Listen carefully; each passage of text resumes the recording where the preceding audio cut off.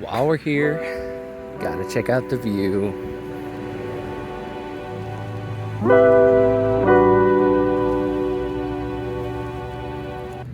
All right, good morning, everybody. Or I guess whenever you're watching this, I'm filming this in the morning, but you could be watching this at literally any time of the day. That's the magic of the internet.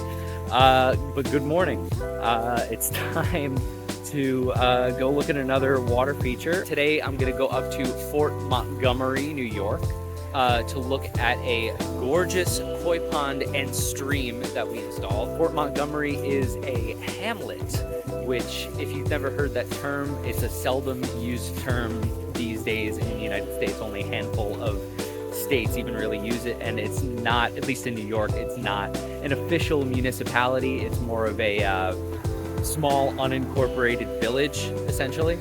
So it doesn't have defined borders. This doesn't really matter to anything. It's just I find this stuff interesting. So if you're a geography nerd, there you go. So yeah, we're going up to Fort Montgomery. It is right along the west bank of the Hudson. This house is actually it's like right on the river. We're gonna be able to see it. And what I think is really cool is this is a very long stream that's in this backyard. So it's like a little mini river that they have in the backyard. And then you look over the fence and there's the Hudson, one of the coolest, most famous rivers in the United States. So a nice little parallel there. So yeah, it's gonna be interesting. Let's go up and see this thing.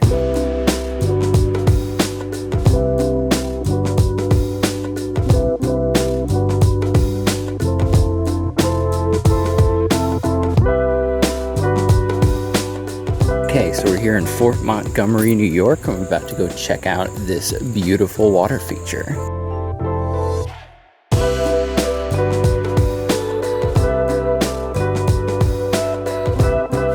Okay, so we're here in this beautiful backyard. We have a 40-foot long stream coming down into this koi pond, twisting and turning down this hill, coming down the steps here, and there's a seating area with a little fire pit right next to it. Perfect place to enjoy the pond and the sounds of the waterfall. All right, so one of the immediately obvious things about this backyard is it's extremely rocky. Like, we're talking about huge rock formations throughout portions of this property. And I love how the stream follows alongside this rock formation. It essentially just runs parallel right down the hill, which aids in the illusion that this is sort of a naturally occurring stream. You know, it's almost as if this is a rock formation that it essentially stops here due to the erosion of the water over time, which I think was partially deliberate, but partially due to the fact that there isn't really anywhere else on this property that the stream could possibly go. They really just found the only spot in this whole backyard that could work. And I love it. I think these huge rocks are so cool. Like, I love this backyard, and I'm glad there was a spot that you could actually put this stream in. And upon closer inspection, this pond comes super close to this rock. Like, there's only really a few inches of space between them, which is also aids in that illusion that this is natural, like I was saying before. So I think the biggest takeaway here is that you're not always going to have the perfect canvas to work with. But that doesn't mean it can't be done. Like, this is an extremely rocky, kind of treacherous area to build around, but that doesn't mean you can't find the perfect spot.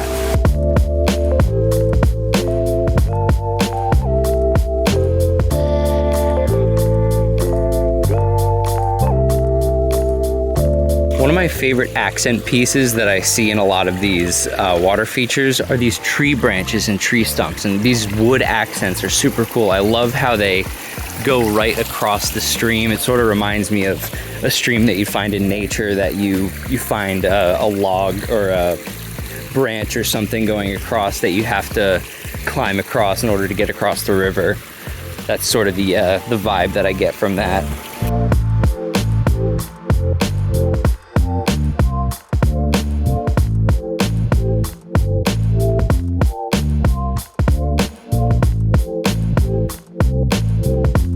Check out the rock work on the side here. This is especially what I love about the fact that, to start with, this property was particularly rocky, because then you add in all of these boulders that we came and put in, and it looks like they were meant to be there because the rest of the area is particularly rocky. So it makes perfect sense that these boulders are here. That's another thing about just being able to use and being able to work with the environment that you're presented with, the canvas that you're presented. Not every yard is going to be the same, and you have to work with what you've got. I just realized I didn't even check out the front Love the plantings going on here. Love, again, the rocks. And judging by what I saw in the back, it's hard to tell which ones are the ones that were brought in and which are the ones that are natural. I mean, these were obviously brought in, but some of these look like they could have been natural, just judging by the environment that I'm looking at. I'm looking over here. This is kind of on the neighbor's property, so I'm not going to show too much. But yeah, more rocks over here, more rock formations. There's an interesting geography going on here. While we're here, gotta check out the view.